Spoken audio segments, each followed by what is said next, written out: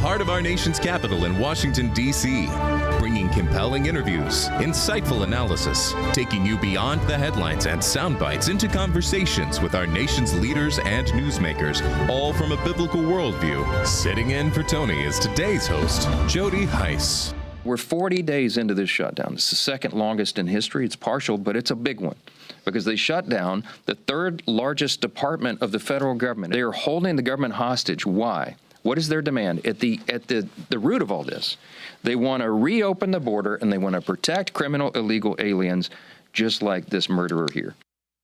Well, that was House Speaker Mike Johnson speaking to the press earlier today as the shutdown of the Department of Homeland Security continues. Welcome to this March 25th edition of Washington Watch. I'm your guest host, Jody Heiss. An honor to be filling in for Tony today, and thank you so much for joining us as well. All right, coming up today, are we any closer to seeing a deal reached to fund the Department of Homeland Security? Well, we'll discuss the latest developments here in just a few moments with Oklahoma Congressman Josh Brecheen. Plus, Iran has now rejected a 15-point peace plan sent to them by President Trump, and they've put forth a list of demands to end the war. We'll get an assessment later in the program from Elon Berman of the American Foreign Policy Council. All that and more is straight ahead.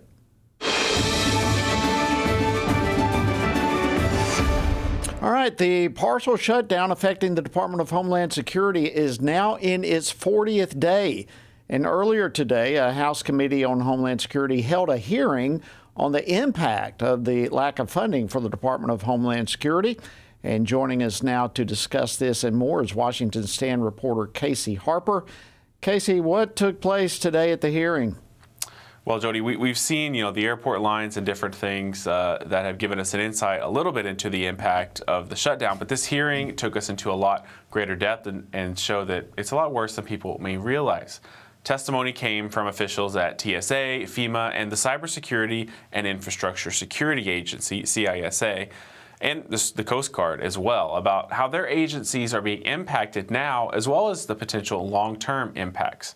Now, during the hearing, the acting director of CISA, Nick Anderson, pointed to the detrimental effects that a government shutdown has on their ability to protect the nation. CISA functions to secure critical infrastructure like power grids, financial networks, and more from cyber and physical threats. We have a clip of him from the hearing. Let's take a look.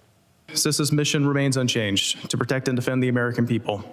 But we cannot do that at full strength under sustained funding uncertainty. We need stability, we need continuity, we need the ability to operate proactively, not just reactively.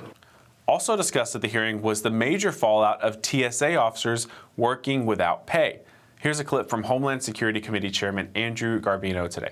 The shutdown has caused massive disruptions across our airports and travel system nationwide, weakened our nation's cybersecurity posture, and left states unsupported. The shutdown is not a game, and frankly, I'm tired of it being treated like one. The stakes are too high. We owe it to the American people to stop the political games, to fund DHS, and to get back to regular order. Nearly 500 TSA officers have quit since the shutdown began in mid-February, and those who haven't quit are just not showing up to work. We've seen absences increase by 10% in recent days at airports, with some airports seeing as high as 50% call-out rates.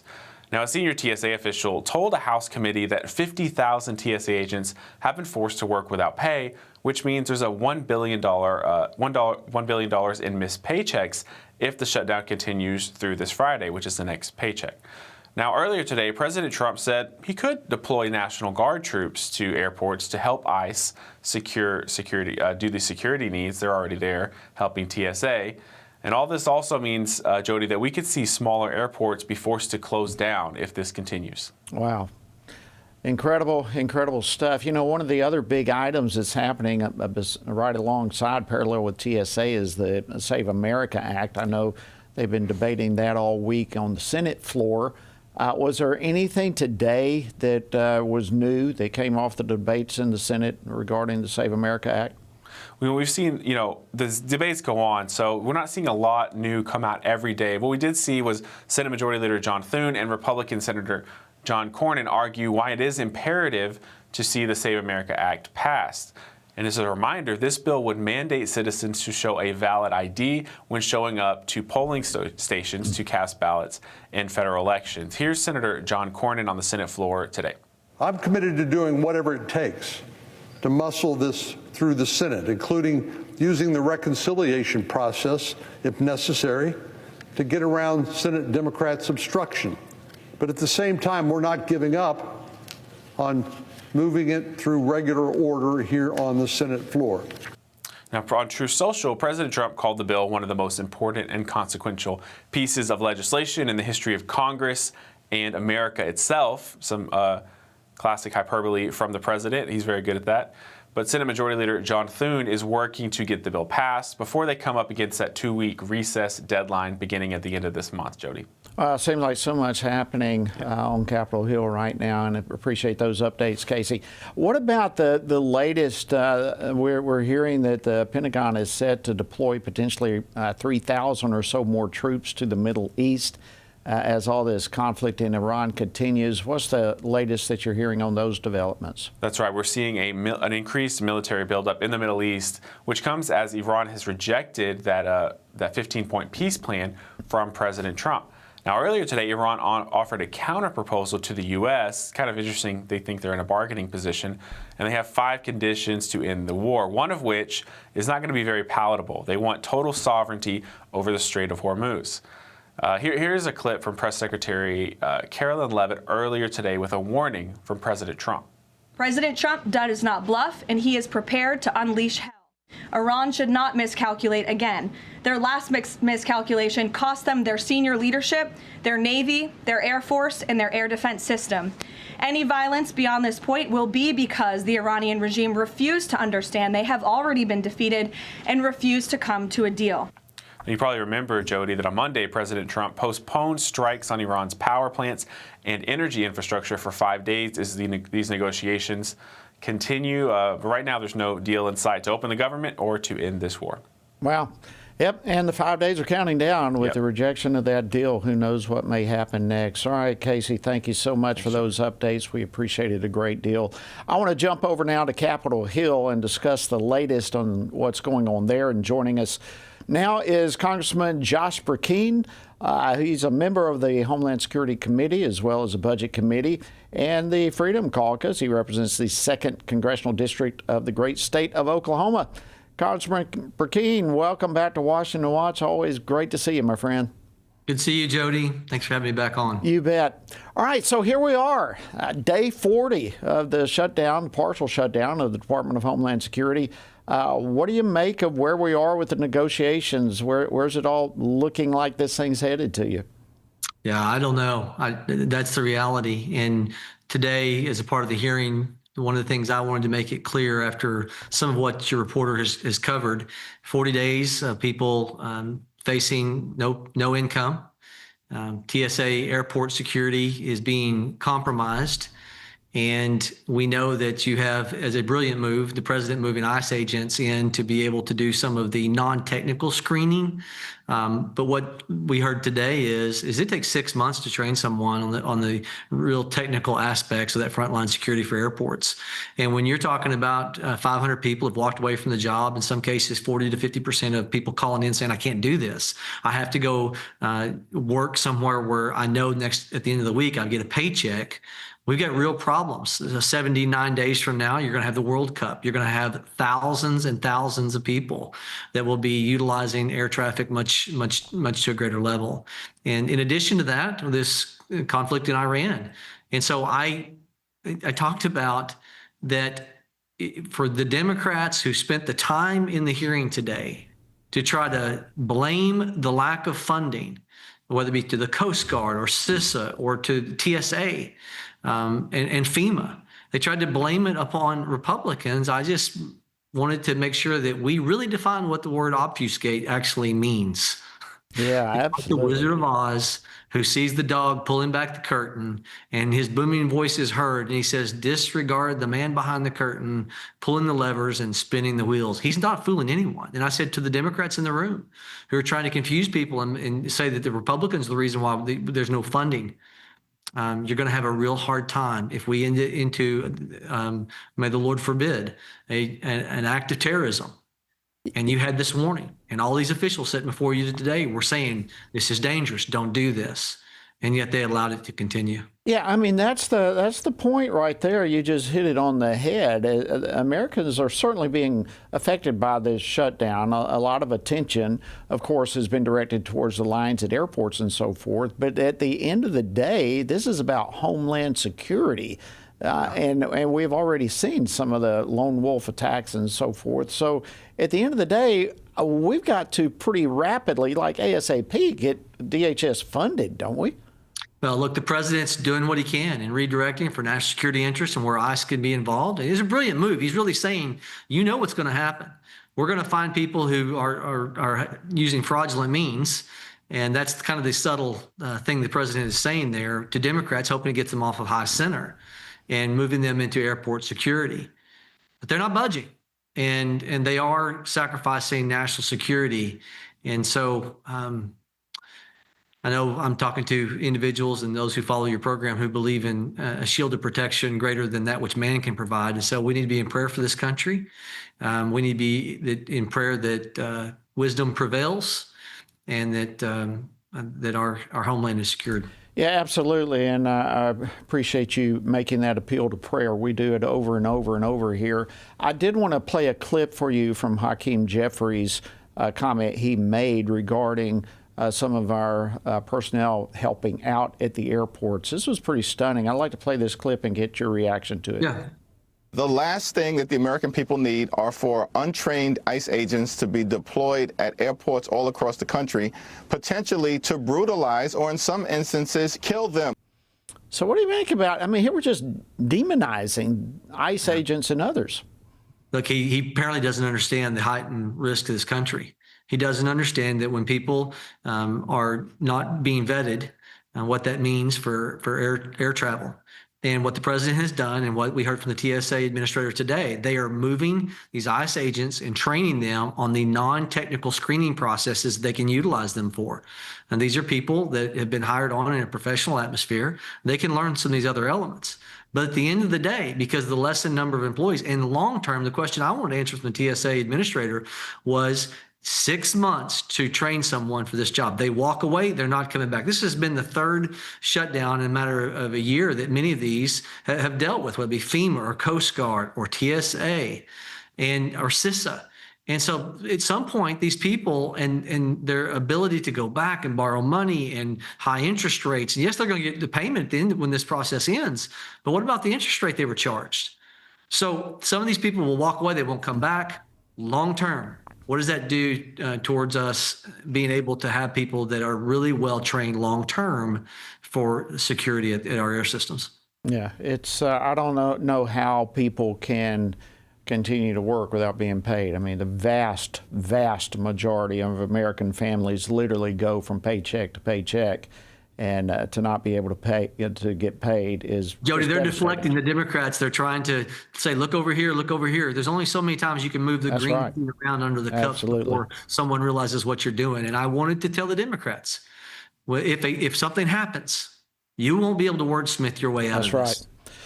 Congressman Josh Brecheen, Oklahoma, thank you for joining us on Washington Watch. We've got to fund DHS. Absolutely have to.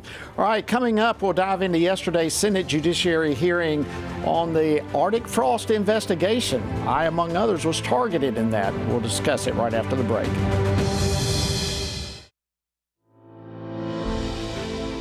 When in the course of human events, it becomes necessary for one people to dissolve the political bands which have connected them with another, and to assume among the powers of the earth the separate and equal station to which the laws of nature and of nature's God entitled them. A decent respect to the opinions of mankind requires that they should declare the causes which impel them to the separation. We hold these truths to be self-evident. That all men are created equal. That they're endowed by their Creator with certain unalienable rights. That among these are life, liberty, and the pursuit of happiness. That to secure these rights, governments are instituted among men, deriving their just powers from the consent of the governed. Happy 250th. Happy 250th. Happy 250th. Happy 250th birthday, America. May God bless America. I think all people really need to have this type of education. Well, I can tell you that it's been an amazing course, period. I think this course is a reminder that a biblical worldview should really impact everything. It impacts our government from the federal to the state to the local. It should impact what we're doing with our families and with our work. God and Government is a video-driven, Bible-based training course from Family Research Council that explores the connection between biblical principles and American government. In this 6-session video series, FRC President Tony Perkins equips participants with a practical understanding of civil government from a biblical worldview. I would encourage all people to take it. I almost wish I would have took it earlier, that I could have taught my kids this. I wish I had known these things when we were homeschooling, because I think children and my adults now would just greatly be influenced by that information. So I'm an attorney, and for me, it gives me some direct practical knowledge of what I can do to try to impact my legal community, to make better legislation, to try to encourage legislators to make choices that have a biblical worldview, which is what we really want. Any pastor would benefit from taking this course because we are dual citizens, right? We are citizens of the kingdom of God, but we're also citizens of this great land, and that comes with responsibility. Even as someone who has been involved in these types of issues for a while, you're learning little bits and pieces of new stuff all the time. But it's also approachable enough that newer people, younger people, high school, college students, they can really glean something from this. So I would encourage everybody to take this course, whether it's the videos, whether it's doing it in person. Bring your Bible study group through it, bring your homeschool group through it, and equip yourself for these challenging days ahead. View the course at frc.org/God and Government or on the Stand Firm app.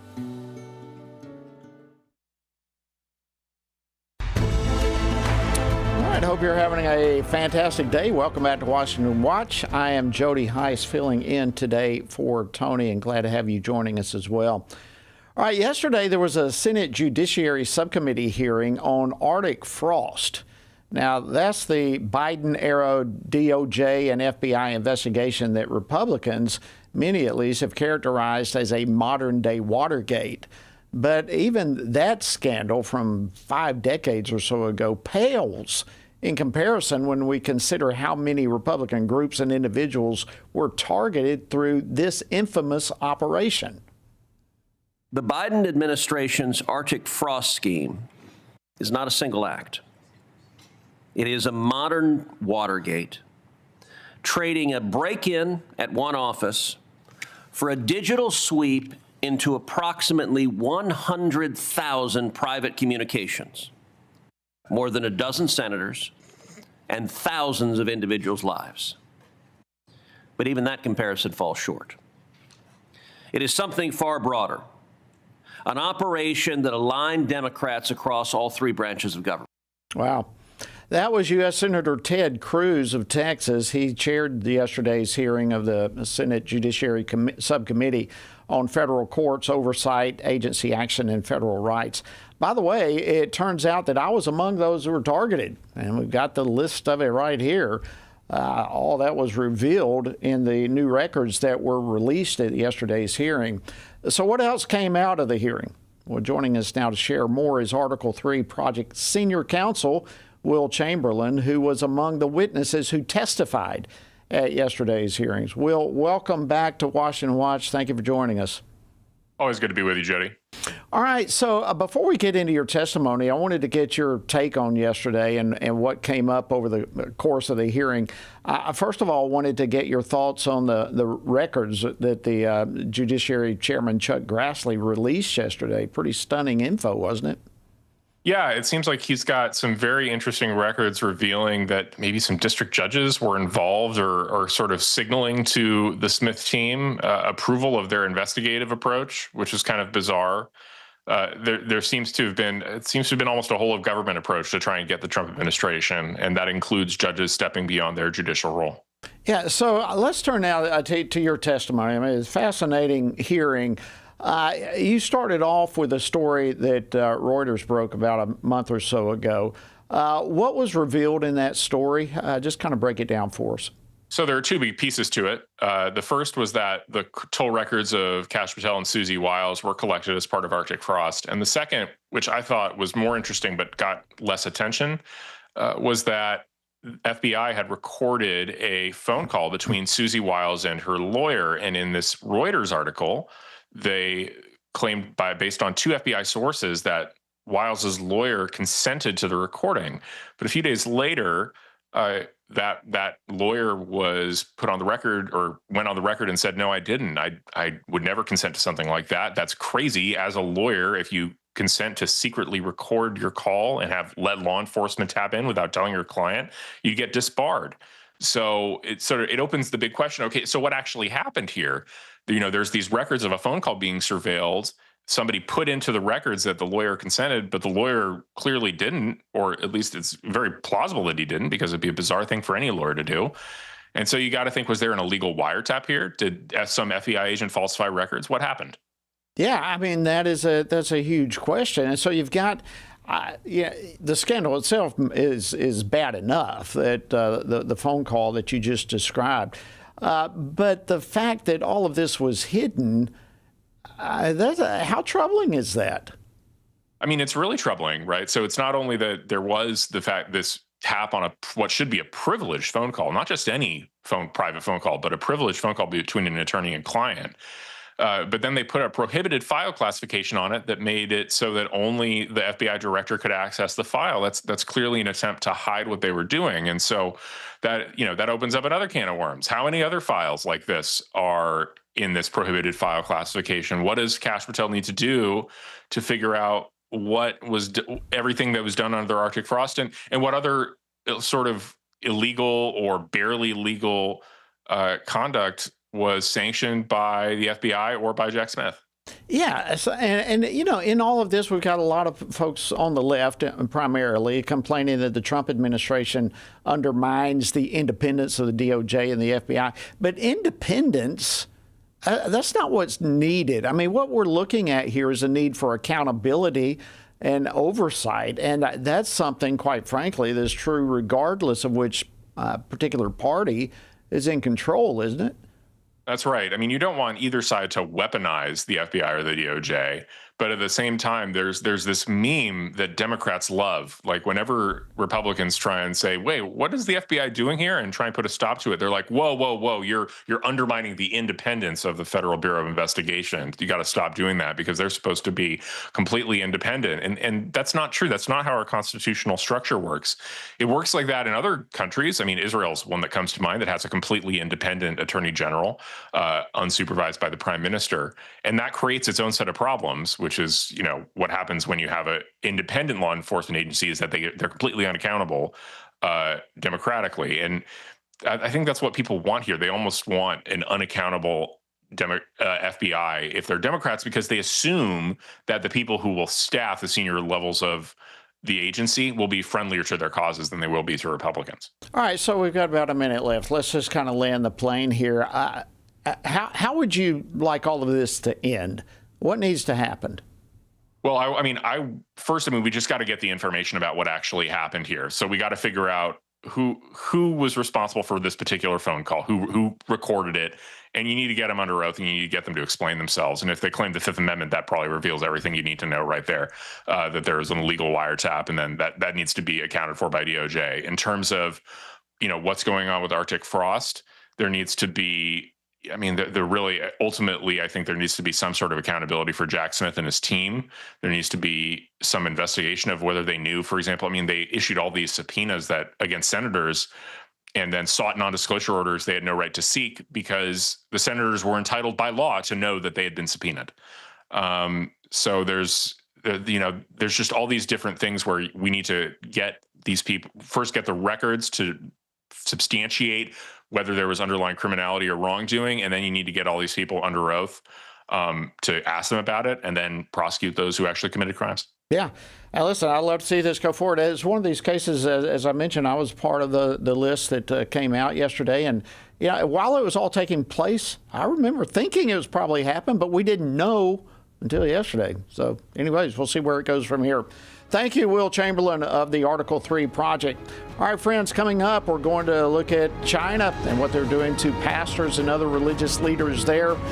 So stay with us. Much more to cover right here on Washington Watch. For over 4,000 years, the Jewish people have had legal, historical, and biblical ties to the land of Israel, especially the heartland of Israel, Judea and Samaria, which much of the world still calls the West Bank. To Israelis, Judea and Samaria is far more than a name. It's the center of their ancestral homeland where nearly 80% of the Bible's events took place. Abraham purchased property in Hebron, Jacob in Shechem. Joshua made an altar on Mount Ebal and led the Israelites into a covenant before God. On Mount Gerizim, overlooking Shechem, Jesus talked to the Samaritan woman at the well about worshiping neither on Mount Gerizim nor in Jerusalem, but in spirit and in truth.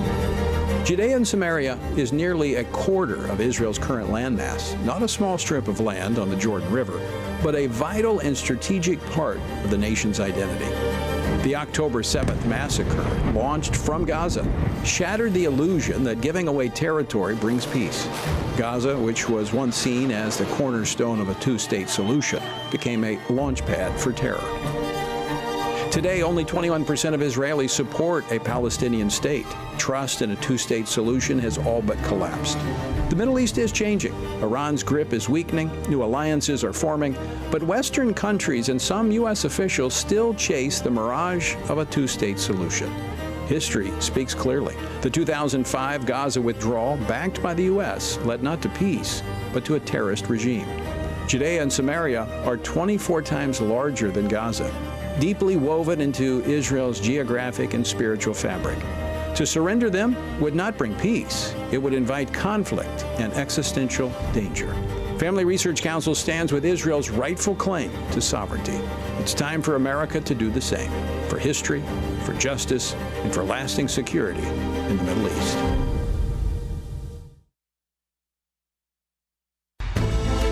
You're tuned in to Washington Watch. Welcome back. I'm Jody Heiss. An honor today to be filling in for Tony, and glad to have you with us as well. All right, it's been more than 5 months now since dozens of members of the growing house church network in China were taken into custody during a major government crackdown on churches across multiple provinces there. It was an operation that some at the time called the most extensive and coordinated wave of persecution against Chinese churches in decades. Well, since then, several church members have been released, for which we're grateful, but at least 18 remain imprisoned. And now we're hearing that the Chinese Communist Party is beginning persecution and suppression of the lawyers who are defending those remaining 18. So what's really going on there? Joining us now to provide an update is Dr. Bob Fu.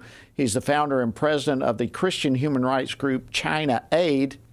He is also senior fellow for international religious freedom here at the Family Research Council. Bob, welcome back to Washington Watch. Always a great honor to have you. Thank you, Judy, for having me again. All right, so do we know? Let's start with why are these 18 pastors and church workers, why were they arrested to begin with, and why have they been held now for more than 5 months? Yes, Judy, as you just mentioned, the Chinese Communist Party is not only satisfied in enslaving and continually arbitrarily jailing those 18 house church leaders, plus many others, but also they are launching a war really against their defense lawyers. They're all Christians. More than 20 of them are now facing being disbarred, and already there are a few being declared disbarred, and 6 of them are suspended of their law license for simply representing these imprisoned church pastors. That shows really there is no such thing called rule of law in China. Of course, we all know the outcome of a potential trial, with or without a lawyer in the communist China, has been predetermined.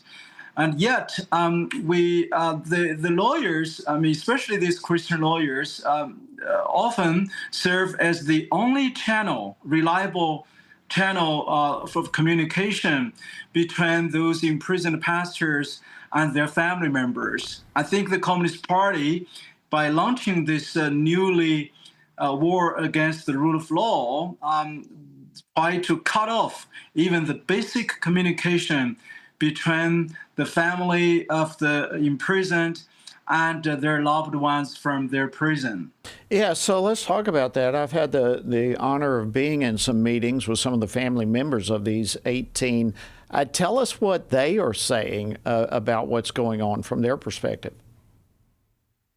Yes, I mean, those pastor, like the senior pastor of Zion Church, Josh Brecheen, who had been leading this ministry called Zion Church as a national evangelistic movement, extending to over 40 cities with over 100 urban congregations, had been facing this largest crackdown in more than 40 years. I mean, the last time we knew the Communist Party started targeting lawyers was 10 years ago, on July 9th, 2015, when from that day, basically within 24 hours, over 200 Chinese human rights lawyers and legal activists had been rounded up, imprisoned, and even tortured in an enormous way. I have a good friend, the lawyer Li Heping,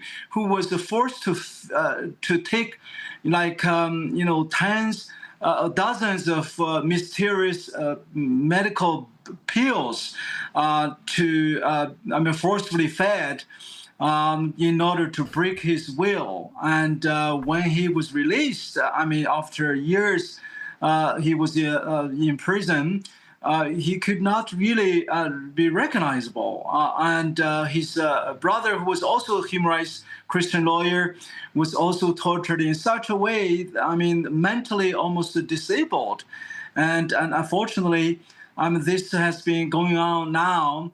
I'm very worried that those Christian lawyers, many of them, their family members are being interrogated, and the children are being threatened. The Communist Party mobilized the local community, so-called organizers, Communist Party sympathizers start harassing their parents, grandparents, even their small children, just simply because of these human rights lawyers' representation. How should we be praying for them? What's the greatest needs that we need to be praying for? I think we need to pray that the divine protection for those human rights lawyers, especially their family members. I know some of them have little children, like as old as 1 year old, and some had been tortured previously already. So we pray for the protection of their family, and also we pray for their continued boldness to speak up and stand up for justice for those imprisoned pastors, even though they may lose their law license. Okay. Pray for protection, pray for boldness. Those are great words. And I want to thank you, Dr. Bob Fu, Senior Fellow for International Religious Freedom here at the Family Research Council and President of China Aid. We are deeply grateful for you keeping us abreast of this. God bless you. Bless you. Thank you, Judy and the FRC. All righty. All right, friends, more coming your way right after the break. We're going to discuss all the latest on the Iran conflict, and there's a lot to discuss, so stay with us. We'll be back right after the break.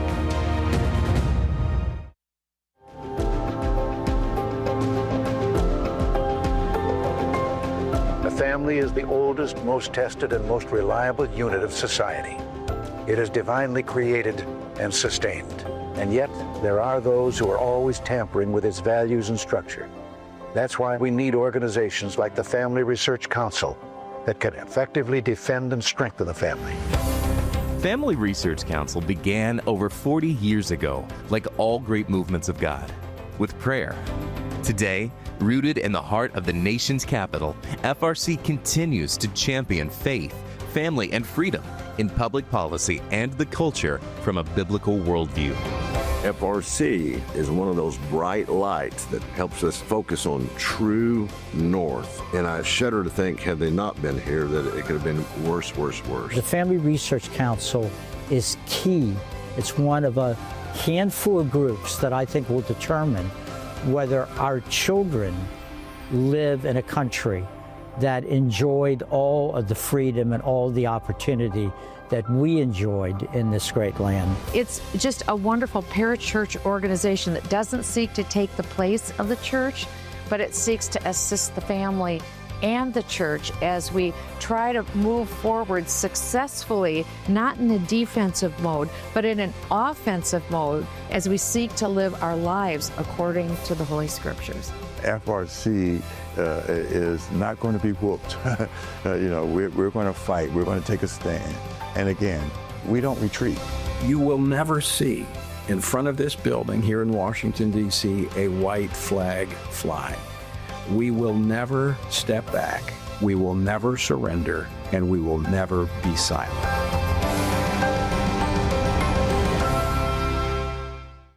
Should a Christian support Israel? That question has become one of the most emotionally charged issues of our time, both in the world and within the church. Family Research Council President Tony Perkins offers a clear, biblical, and prophetic answer. In his latest book, he examines Israel's past, present, and future through the lens of Scripture, revealing why support for Israel is not rooted in politics, partisanship, or cultural sentiment, but in the unchanging promises of God. Drawing from Genesis to Revelation, Tony Perkins demonstrates that the ultimate rationale for a Christian support for Israel is spiritual. Should a Christian support Israel invites believers to see beyond headlines and ideologies, returning to the foundation of God's Word to understand His heart for His chosen people and the blessings that flow when we stand with what He has established forever. Text the word Israel to 67742 for more information.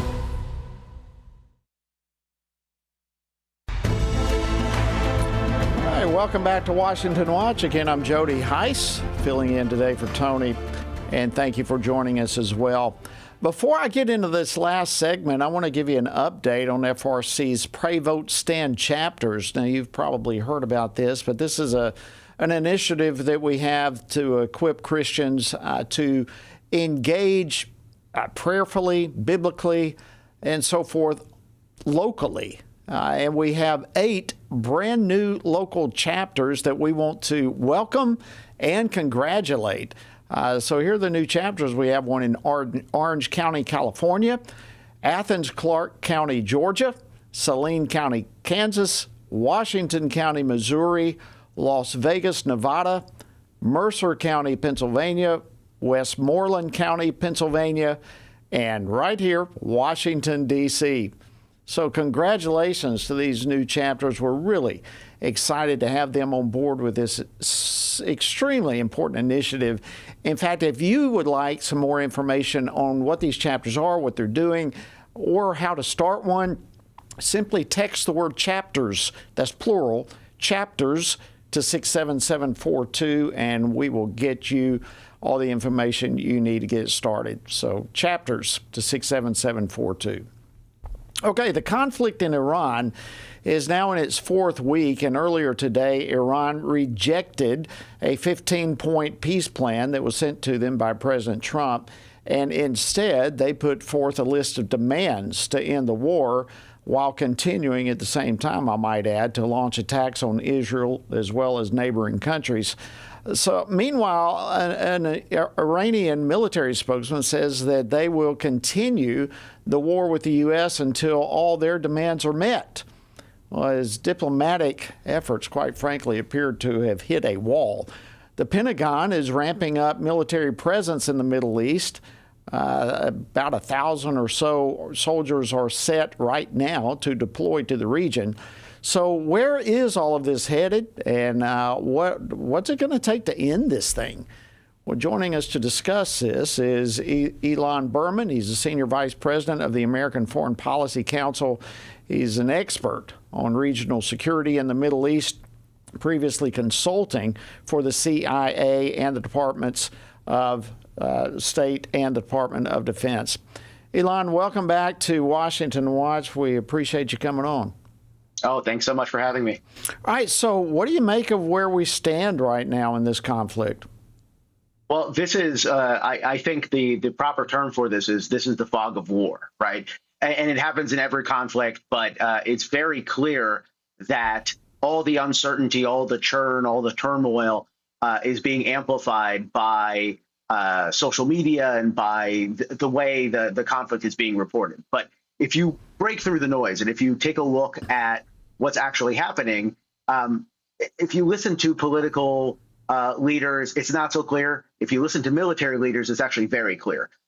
Joint Chiefs Chairman Admiral Brad Cooper, when he briefs out to the press what's happening, it's very clear that there's a sort of a clear methodical plan and it's progressing apace.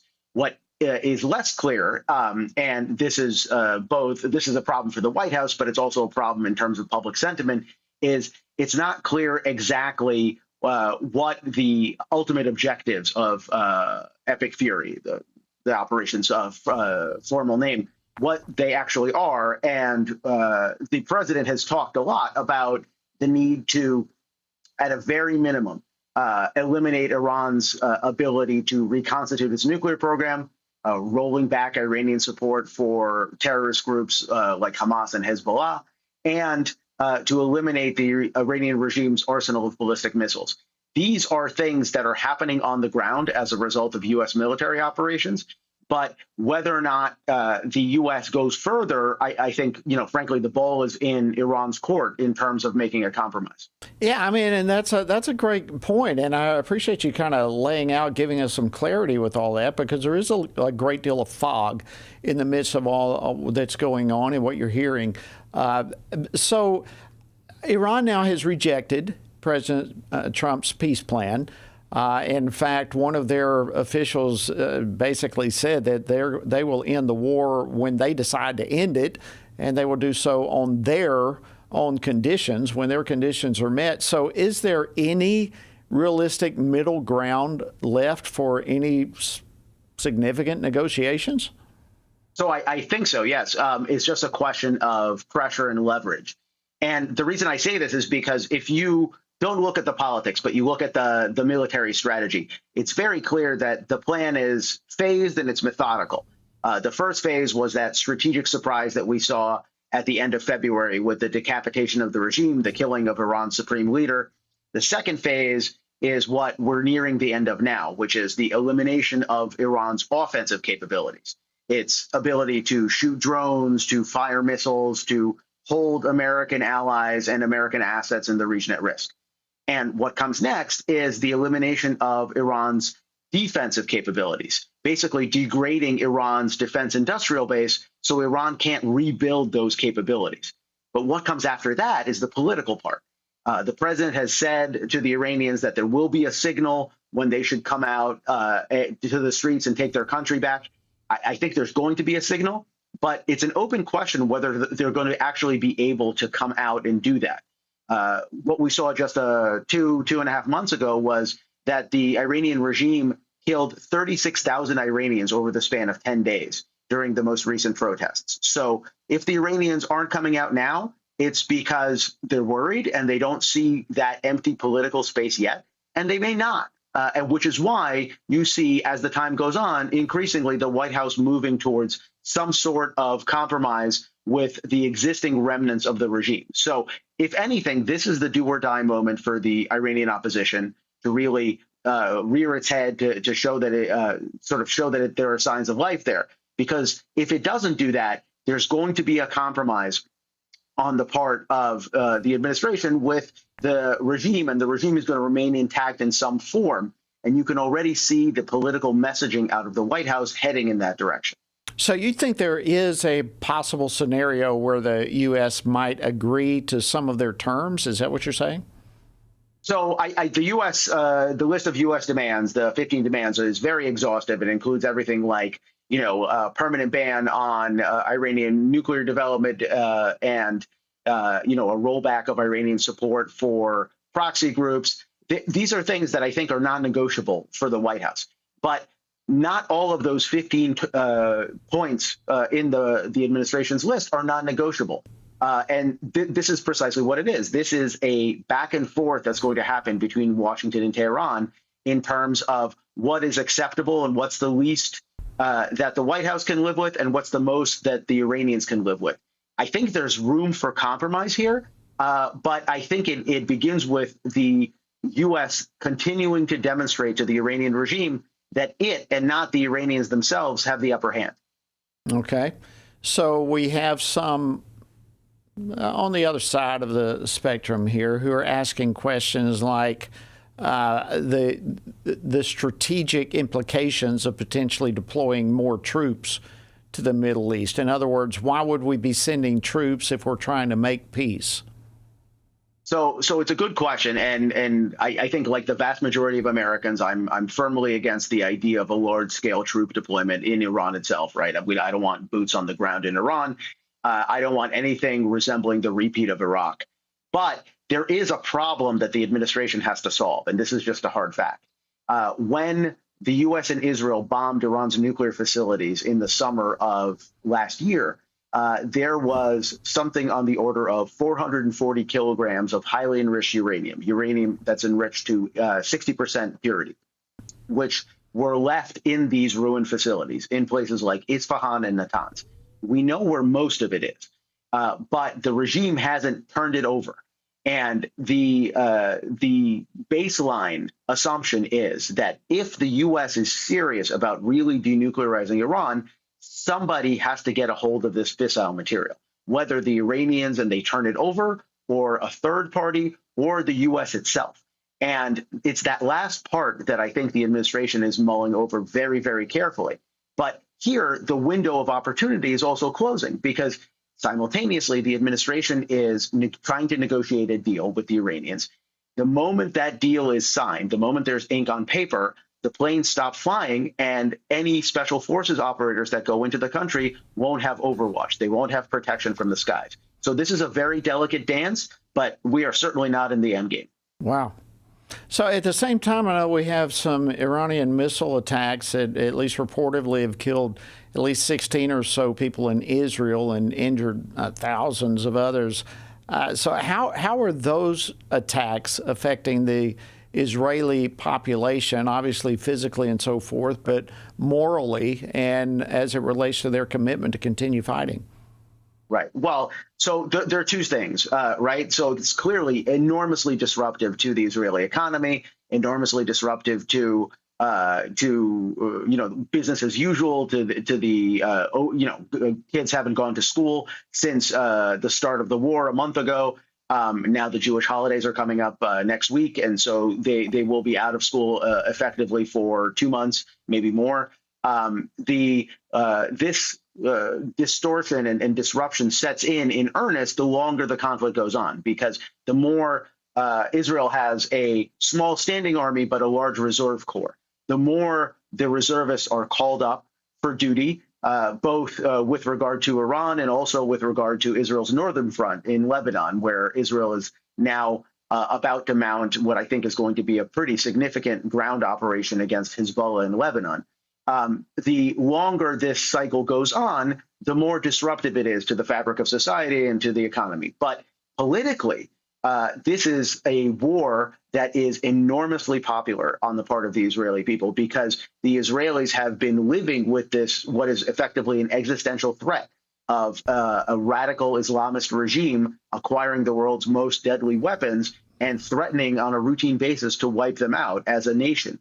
And they've been living with this for about a generation. So I think for the Israelis, they are very glad that we've sort of begun to pop the lid off of the Iran nuclear program finally. But obviously, there's trepidation as to how this goes, and there's also trepidation about the potential for the White House to leave too early, and that's a trepidation that's shared by Iran's neighbors in the Gulf, countries like Saudi Arabia and the United Arab Emirates and Bahrain. They're all saying really interesting things, because they have been attacked more than Israel has in the current conflict. And so when they are talking to the White House, the message that they're sending is you can't leave too early. You have to degrade Iranian capabilities more because you're separated from Iran by a large ocean, but we're not. And so we have to have greater security than we have right now. Yeah, that's a great point, because I think there is a lot of fear that America pulling out, be it actually prematurely or seemingly prematurely, could have an enormous impact. So let me ask you this. Will Iran still pose a serious threat to Israel, to all the Gulf countries, if and when the U.S. pulls out of the war? What happens then in terms of their abilities? So I think that's a great question. I'm not sure I have a great answer to that, but I think that the answer that will emerge is going to depend directly on the character of the regime that's in power in Tehran. Because what you have right now, the regime that the Trump administration is trying to degrade and destroy, is a radical expansionist Islamist movement. One that is a revisionist state and one that wants to take the fight to the United States and its allies. If there is a vanilla type military dictatorship that emerges as a result of this conflict, it won't be a democracy, but it will be better for the region because it'll be more predictable. You'll be able to deter it better than you can deter, fanatical, messianic religious authorities. And so my sense is that there's many answers to that question, right? We may end up with a situation where Iran becomes a Jeffersonian democracy because the Iranians rise up and they overthrow the Islamic Republic in lasting fashion. I don't think that's likely, but that's certainly a potential outcome. But I think everything stems from not from the destructive capabilities of the regime, but from the character of the regime that wields them. Right. So do you think there's a risk maybe that the optimism that President Trump has about a deal could potentially be a little bit out of touch with the security concerns that Israel and other allies have? I think this is where you see potential daylight, because a deal that's acceptable to the United States may be less so to Israel, less so to Iran's Gulf neighbors. And that's going to be a line that the administration is going to have to walk, I think, very carefully. And that's why you see a maximalist set of American demands that have now gone to Iran. The Iranians are going to push back, right? They've rejected this initial tranche. They're going to push back with demands of their own. Where we settle, I think, is going to tell us a lot about whether Israeli concerns and Gulf concerns have actually been taken into account. If they haven't been, what I think you're going to see is you're going to see a pretty significant militarization of the Middle East. Because if the U.S. does a deal that leaves America's Gulf allies and Israel out in the cold, these countries will have no choice but to band together and to arm themselves to the teeth, because they understand, they've understood for a long time, but they definitely understand right now that Iran is a dangerous, predatory regime, and it has to be deterred in some fashion. Wow. Elon Berman, I can't thank you enough. Fascinating discussion. Thank you for bringing your expertise and insight into this whole debate and discussion, and the reality that the American people need to have in the midst of all of this. Thank you so much for joining us today on Washington Watch. We appreciate it. Oh, my pleasure. All right, friends, I tell you, there's a lot going on, not only in Iran, but right here in our own country, and it's already been brought up earlier today. What we need more than anything right now is prayer. And so we encourage you to do that. A lot of domestic issues, a lot of foreign issues. We need to beseech our Heavenly Father. That wraps it up for today. We'll look forward to joining you again tomorrow on Washington Watch. Washington Watch with Tony Perkins is brought to you by Family Research Council. To support our efforts to advance faith, family, and freedom, please text GIVE to 67742. That's GIVE to 67742. Portions of the show discussing candidates are brought to you by Family Research Council Action. For more information, please visit TonyPerkins.com.